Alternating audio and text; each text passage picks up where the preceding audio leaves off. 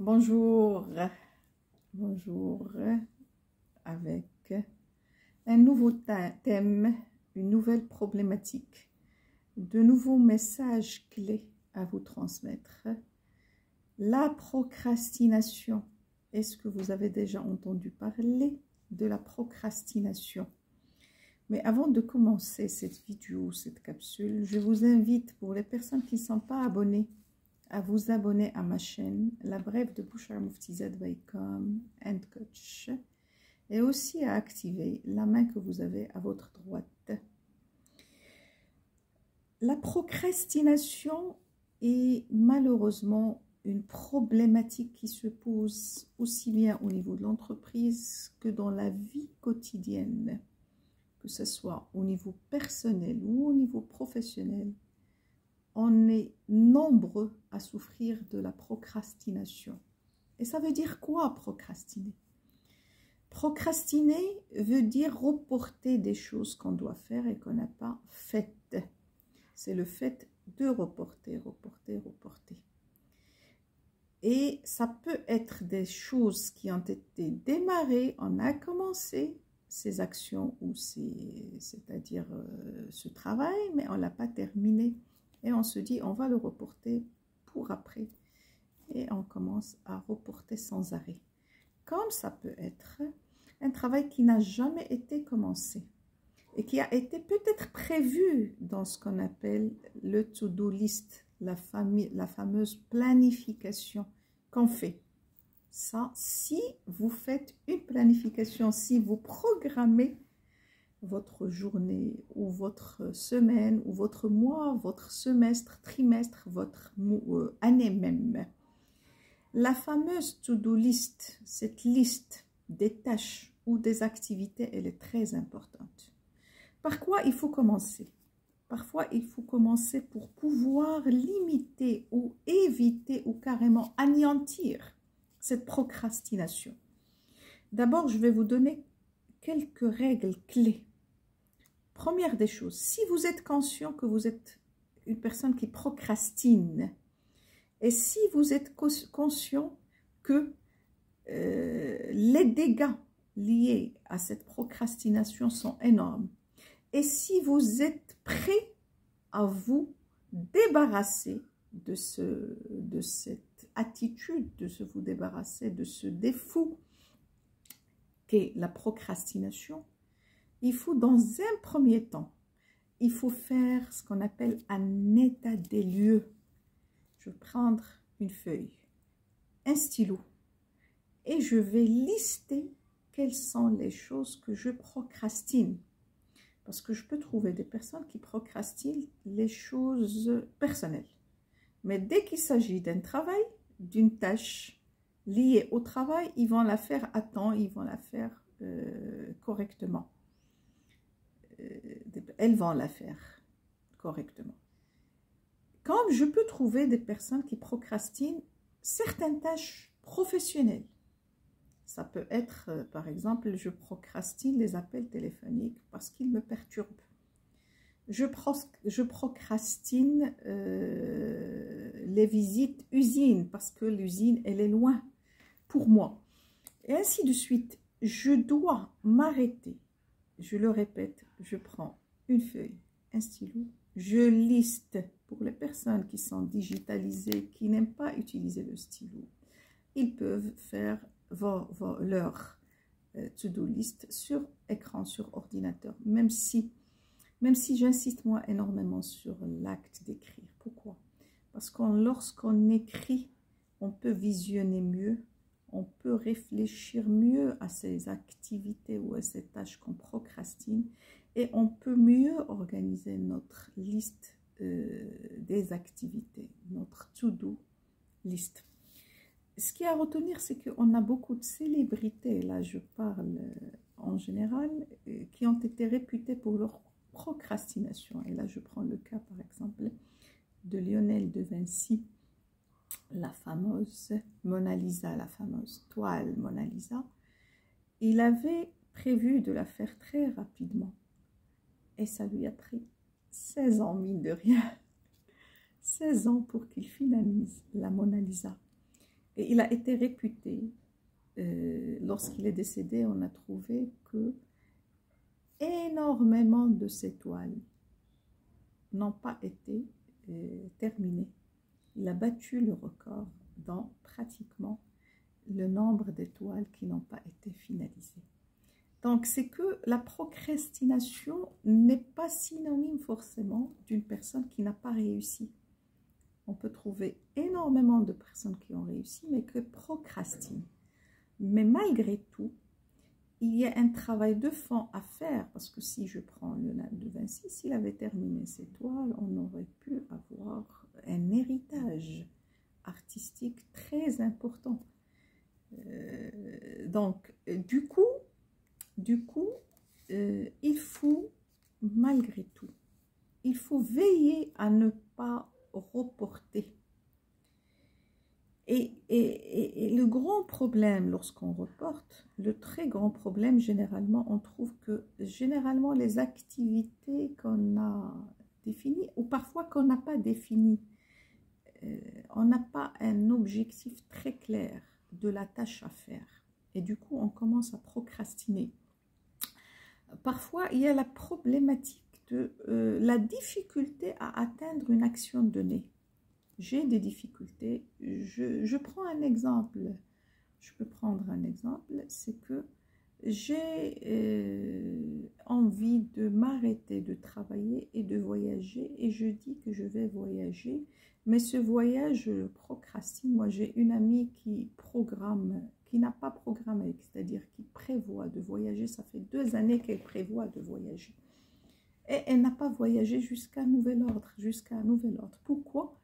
Parce que pour elle, la problématique, c'était quoi? Chaque fois, elle me disait, j'ai envie de couper court avec mon travail et j'ai envie d'aller voyager. Mais j'ai besoin d'un budget conséquent parce qu'elle veut partir à l'étranger pour voyager. Et chaque fois, c'est un objectif qui n'est pas facile à atteindre pour elle, vu la contrainte du budget.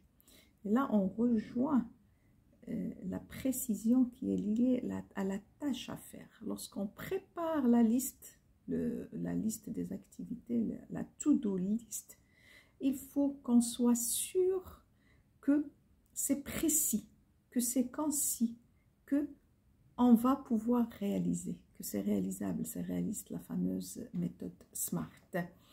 Et parfois, il y a la problématique, je procrastine parce que je pense que je ne suis pas à la hauteur de réaliser une tâche donnée.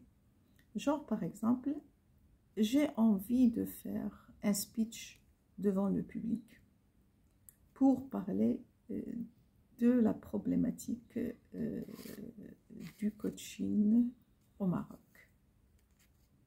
Et chaque fois, je le reporte. Moi, c'est un exemple, hein. Je ne parle pas de moi, c'est un exemple d'une coach ou d'un coach. Chaque fois, je le reporte. Pourquoi je le reporte? Parce que j'ai des difficultés à prendre la parole. Parce que je ne suis pas sûre que je vais réussir ce speech. Et là, il y a derrière ça toujours, il y a derrière ça une peur quelque part. Et du coup, je procrastine. Ajoutez à cela la fameuse zone de confort. Et ça, on le vit souvent dans l'interculturel, lorsqu'on a des personnes qui veulent quitter un pays pour aller vivre ailleurs et ils ont peur de la culture de l'autre pays.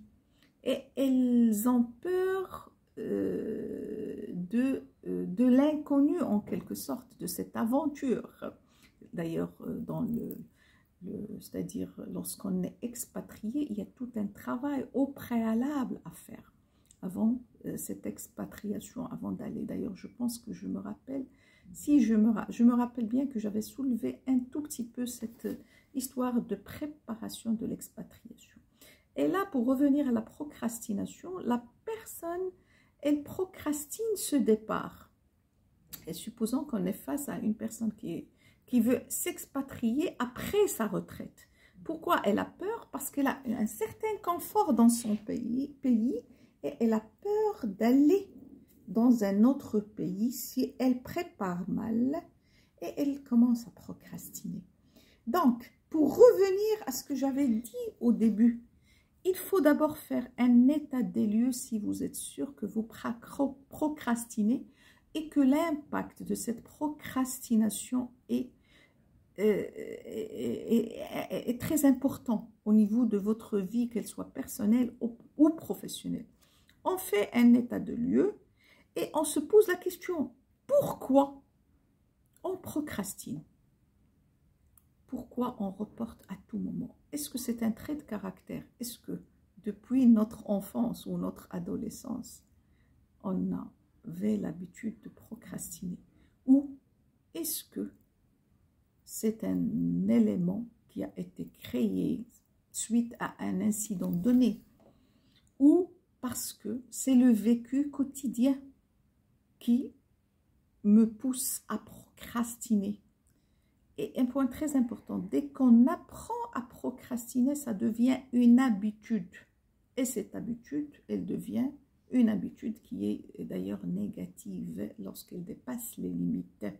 Donc, noir sur blanc, quelles sont les choses que je procrastine? Pourquoi je les procrastine? Et en troisième lieu, je dois mesurer l'impact de cette procrastination. Lorsque, par exemple, je procrastine la visite de l'usine, quel est l'impact? Est-ce que ça va se répercuter sur mes résultats professionnels? Et ça, c'est très important. Supposons, je peux prendre un exemple simple. Dans le cadre de la démarche qualité, sécurité, environnement, on fait des visites au niveau de l'usine. On va visiter l'usine pour voir quelles sont les non-qualités liées à un processus de production donné. Et les non-sécurités, c'est aussi qu'on est dans la démarche qualité, sécurité, environnement. Et on doit normalement avoir la liste de ces non-qualités détaillée avec pratiquement l'impact de ces non-qualités. Si je ne me fixe pas un deadline pour cette visite avec des objectifs très clairs, des objectifs très précis, des objectifs mesurables, je risque de ne pas atteindre l'objectif global fixé par l'entreprise et je risque de nuire à la stratégie de l'entreprise ou à la stratégie ne serait-ce que de mon département ou de ma direction. Et là, forcément, qu'est-ce qu'il y a?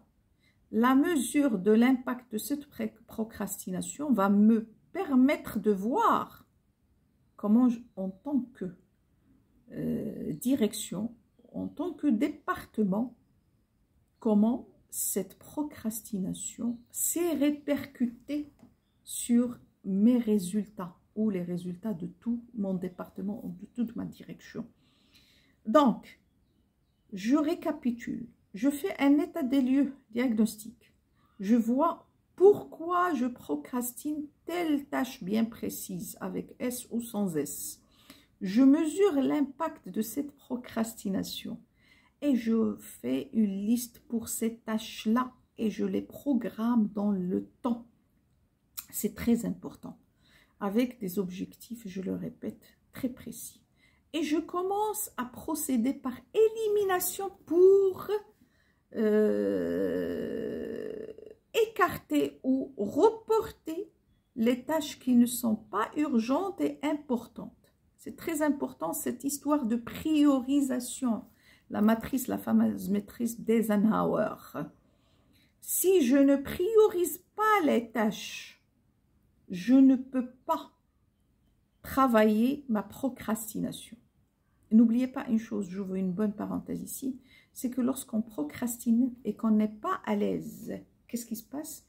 Notre niveau de stress, il va s'élever.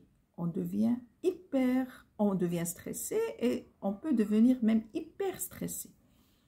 Donc, c'est très important. La procrastination est un des éléments qui peut entraîner un stress. Et ce stress, s'il dépasse les limites, il peut devenir carrément, il peut amener à une dépression.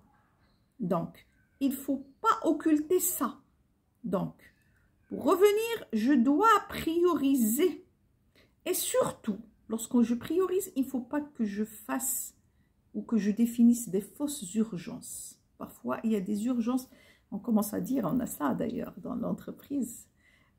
Moi, je me rappelle, lorsque j'intervenais au niveau de la deuxième chaîne, le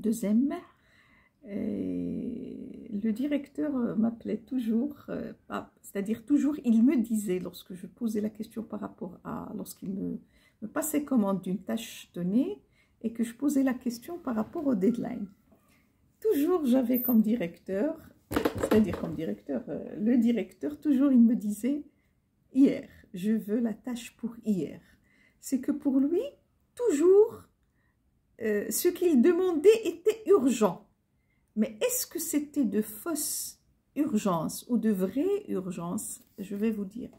À 60%, c'était de vraies urgences. À 40%, c'était beaucoup plus un moyen pour me pousser à travailler plus, pour me pousser à venir travailler même en dehors des horaires du travail, etc. Ça, c'est des techniques que certains managers ont dans leur style managérial. Ils font de la pression sur la personne pour qu'elle fasse plus d'efforts et pour qu'elle termine avant même le délai. Donc, la dernière règle que je répète, ne pas créer de fausses urgences. Et c'est sur ces urgences, il faut obligatoirement introduire la notion de l'importance dans cette urgence ou dans ces urgences. Un autre point très important, c'est que généralement on remarque que les personnes qui procrastinent, ce sont des personnes qui ne planifient pas, ils ne sont pas dans la planification, ils ne sont pas dans la programmation, et c'est des personnes forcément qui ne font pas le point régulièrement de leur liste, c'est-à-dire des activités qui sont de leur to-do list, des activités qui sont dans la liste. Il faut à tout moment vérifier, contrôler, faire le point régulièrement, à tout moment, régulièrement, pour pouvoir mieux s'organiser, pour pouvoir mieux s'orienter. C'est très important, et pour pouvoir mieux orienter ses actions. Et bien sûr, lorsqu'on est conscient, moi j'insiste énormément, l'agenda, il faut avoir l'agenda. Il faut travailler avec un agenda.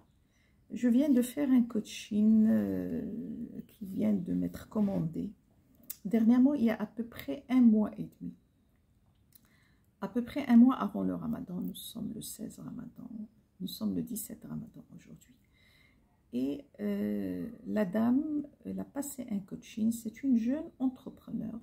Un coaching pour l'aider à s'organiser pratiquement dans son travail, et à organiser son équipe, et aussi pour mieux définir sa stratégie commerciale. Première séance, donc c'est une séance de prise de contact, c'est une séance pour mieux définir la problématique, etc.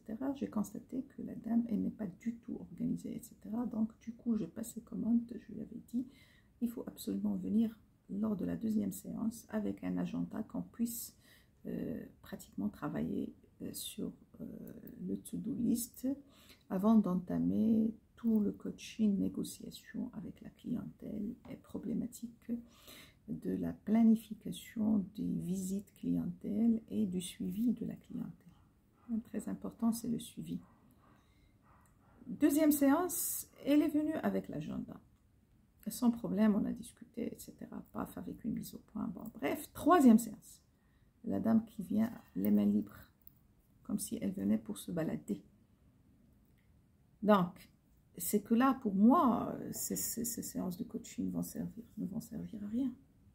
Dans le sens où, lorsqu'on n'est pas discipliné, lorsqu'on ne fait pas le point régulièrement, on ne peut pas s'améliorer.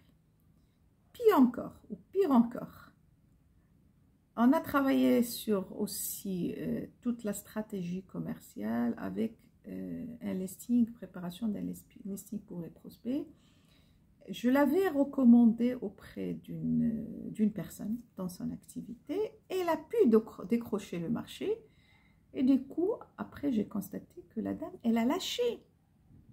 Pour elle, le souci, c'était d'avoir de nouveaux clients. ok, on ne vient que démarrer, on ne vient que commencer. Un nouveau client, c'est bien, mais si on arrive à avoir 5 nouveaux clients, si on arrive à avoir une dizaine de nouveaux clients, c'est excellent. Mais pour pouvoir atteindre ces nouveaux clients, il faut pratiquement respecter la stratégie à mettre en place.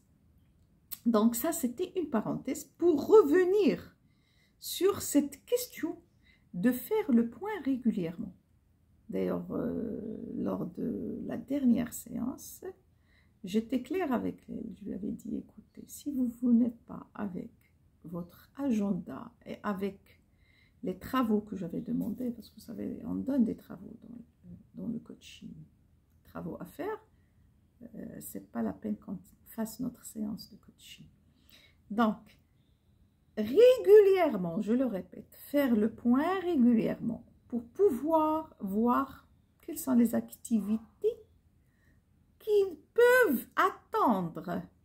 Quelles sont les activités qu'on peut déléguer? Je le répète, la fameuse matrice d'Eisenhower, où Eisenhower avait intégré la notion de l'importance et de l'urgence. Eisenhower qui avait travaillé, ou il avait créé cette matrice pour, dans le cadre pratiquement de la guerre, et il l'avait utilisé comme au niveau de sa stratégie politique et sa stratégie guerrière. Très important.